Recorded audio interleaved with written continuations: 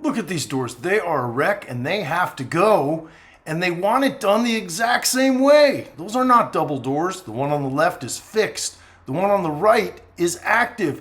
And they want it done the exact same way because of HOA requirements. Ugh! I did not want to do that. I made recommendations. They said, no, Pete, it's got to be done this way. So I'm going to show you how I ripped it all out and rebuilt it better. Now, the client told me she's had these doors for 25 years, but she hasn't used them in 5 years. Because look at them, they're a mess. She's literally had this thing taped up. She's got a 1/4 inch of foam here. The jamb is all crooked. The door doesn't even shut. Look where the locks go into. The fixed door just seems to be screwed in or nailed in some way. It was probably patched over. I can't see exactly.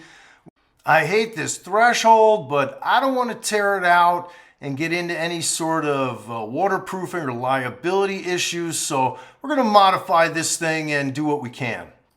So I pop out the active door. I see they've got a couple of 1-bys screwed together, screwed onto the other door. And I couldn't see how the fixed door was attached, so I just cut it out piece by piece.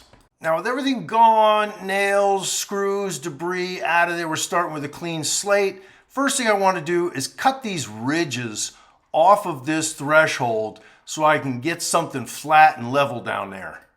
Now I'm dealing with a really unlevel threshold, so I just put in this trim piece here because I had something like this in here before. That will give me a nice level reference point. With my door cut to size, I just caulked everything. So I just put one screw in there to hold it in place. What I want is this to be plumb. That's my concern. To secure it, I use these 3-inch long trim screws with a star drive. They're very low profile and easy to patch, very discreet. For the bottoms, I had to pre-drill it to get it through that metal, and it is remarkably strong. Wow. Now I've cut this piece of primed 1-by and notched it. It's going to fit right against that door. This will be our jamb. And before I attach it, I am going to mortise the hinges here. I'm going to attach this jamb leg using 3-inch screws hidden behind the hinge area. I'm using 2-inch screws on the hinges, so those will go into the other door as well. I put another strip of 1-by under the threshold and screwed that in and caulked it, so now we have a nice, level, clean threshold. So with the door cut to size and shaped, we mortise the hinges, put in that top hinge, and give it a test hang. And after a little bit of shaping and fine tuning, the door fits perfectly. Now we add the locks and the door bottom so everything is working and secure. And I filled those old lock holes with wood and patch. To make this outside look real nice, I screwed the piece I took off the door here to our jamb, and that'll give it some strength and look nice. And then I took the edge from the other door.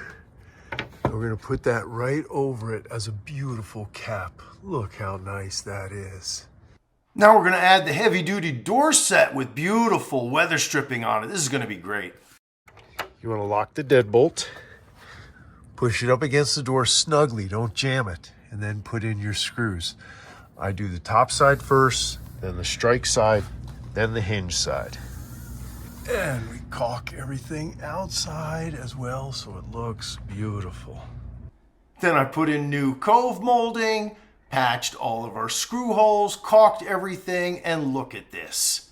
No light comes through anymore, they won't hear the wind whipping through there, and most importantly, they can actually use it for the first time in 5 years. I mean, come on, look at that. It's fantastic.